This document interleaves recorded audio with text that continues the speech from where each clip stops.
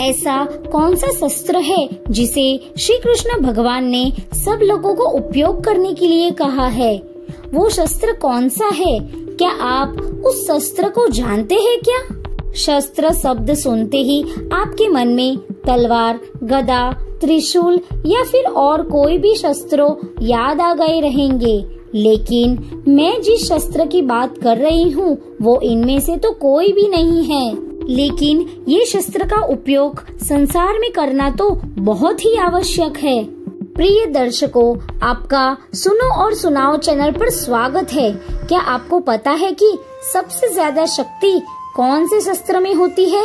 गदा, तलवार या फिर त्रिशूल? अगर आपको पता है कि सबसे ताकतवर शस्त्र कौन सा है तो मुझे आप फटाफट से कमेंट करके जरूर बताइए। मैं अभी आपको बताती हूँ कि सबसे शक्तिशाली शस्त्र कौन सा है जो श्री कृष्ण भगवान ने हमें संसार में उपयोग करने के लिए कहा है, और वो है मौन। क्या आपने कभी सोचा है कि मौन में इतनी शक्ति क्यों होती है? क्यों ऋषि मुनि और संत सब लोग मौन को इतना महत्वपूर्ण मानते हैं? आपको तो लगता होगा कि शब्दों में ही ज्यादा शक्ति होती है, लेकिन नहीं। जब शब्द कमजोर पड़ जाते हैं तब मौन ही सबसे शक्तिशाली बन जाता है। शब्दों की एक सीमा होती है, लेकिन मौन की कोई भी सीमा नहीं होती है। मौन एक धार्मिक परंपरा ही नहीं, बल्कि एक गहरी आध्यात्मिक और वैज्ञानिक प्रक्रिया है। मौन में इतनी शक्ति क्यों है? इसका सही उत्तर भगवान श्री कृष्ण ने स्वयं ही दिया है। भगवत गीता में भगवान श्री कृष्ण ने अर्जुन को समझाते हुए कहा था कि योगी वह है जो अपने मन और इंद्रियों को संयमित करके अंतर्मुखी होता है। जो मौन धारण करता है वो अपने भीतर के परम सत्य को जान सकता है। यानी मौन केवल सिर्फ चुप रहने का ही नाम नहीं है, बल्कि अपने मन को नियंत्रित करने और आत्मज्ञान प्राप्त करने का साधन है।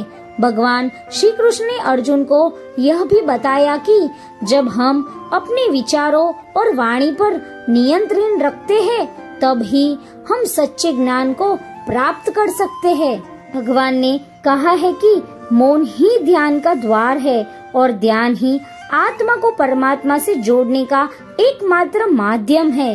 इसलिए जो भी व्यक्ति मौन को धारण करता है वो बाहरी संसार से नहीं, बल्कि अपने भीतर के साथ आसानी से जुड़ जाता है। चलिए अभी मैं आपको बताती हूँ कि मौन रखने से कौन कौन से लाभ प्राप्त होते हैं। सबसे पहला तो लाभ होता है कि मानसिक रूप से शांति मिलती है। भगवान श्री कृष्ण कहते हैं कि शांत चित्त व्यक्ति ही सच्चे आनंद को प्राप्त करता है, और मौन रखने से ही मन शांत होता है। आत्म शक्ति की वृद्धि होती है मौन धारण करने से। मौन शरीर की ऊर्जा को व्यर्थ की बातों में खर्च होने से रोकता है, क्योंकि मौन रहेंगे तो ज्यादा किसी से बात ही नहीं करेंगे, तो ऑटोमेटिक शरीर की ऊर्जा वेस्ट होगी ही नहीं।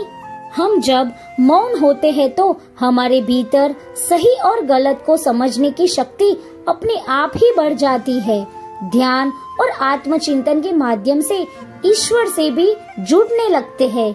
और अभी मैं एक ऐसा लाभ बताऊंगी जिससे संसार के बहुत सारी कठिन परिस्थितियों का उत्तर आसानी से मिल जाएगा।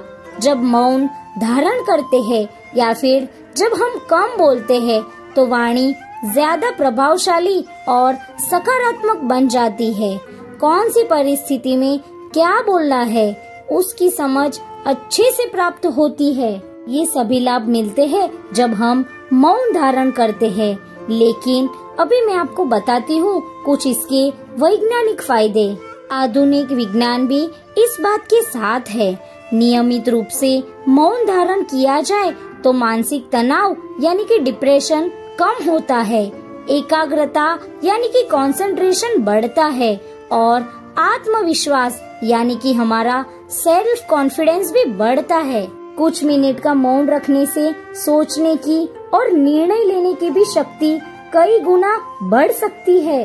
वर्तमान में सब लोग इसी मौन को ही मेडिटेशन कहते हैं, अभी मैं आपको बताती हूँ कि आप कैसे हर रोज दिन में एक बार आसानी से मौन रख सकते हैं। मेडिटेशन या फिर मौन रखने के सिर्फ मैं आपको 4 तरीके बताऊंगी और ये तरीके तो बहुत ही आसान है। बड़े छोटे किसी भी व्यक्ति इसे आसानी से कर पाएंगे। सबसे पहले तो आपको अपने मन से सोचना पड़ेगा कि मैं 5 या फिर 10 मिनट के लिए मौन ही रहूंगा। इसलिए ही तो बड़े कहते हैं कि जो मन से जीत गया फिर वो सब हासिल कर सकता है। दूसरी बात, मौन धारण करने के समय पर या फिर पहले सोशल मीडिया और बिन जरूरी बात से दूरी बनानी है। तीसरा तरीका, सुबह उठने के तुरंत बाद या फिर सोने से थोड़े समय पहले मौन रखने का निश्चय ले ले। ऐसा करने से नींद भी अच्छी आएगी। और चौथा तरीका, मौन रखने के समय पर या फिर उससे पहले बाहरी दुनिया में या फिर आपके आसपास जो भी हो रहा है उसे एक्सेप्ट करे और भगवान का नाम लेते रहे। अंत में मैं आपको कहना चाहती हूँ कि शब्द भ्रमित कर सकते हैं, लेकिन मौन हमेशा सत्य तक ही लेके जाता है। भगवान श्री कृष्ण भी कहते हैं कि जो अपने मन को जीत लेता है वही संसार को जीत सकता है। श्री कृष्ण भगवान के इसी उपदेश को ध्यान में रखना चाहिए। फिर देखिए जीवन में कभी तनाव यानी कि डिप्रेशन आएगा ही नहीं। मौन को धारण करने से मन में चल रहे बहुत सारे प्रश्न के उत्तर अपने आप ही मिल जाते हैं और जब प्रश्न के उत्तर मिल जाते हैं तभी मन शांत हो जाता है। फिर तो जीवन में खुशियाँ अपने आप ही आने लगती है। अगर आपको भगवान श्री कृष्ण का ये उपदेश अच्छा लगा हो तो इस वीडियो को जरूर एक बार लाइक करें। फ्रेंड्स और फैमिली के साथ शेयर करना तो बिल्कुल भी ना भूले। चैनल को तो एक बार जरूर सब्सक्राइब करें ताकि ऐसे ही अच्छे वीडियोस आपको मिलते रहे। चलिए फिर दोस्तों, मिलते हैं अगले वीडियो में। तब तक आप अच्छे सपने देखिए और अच्छी बातें सुनिए।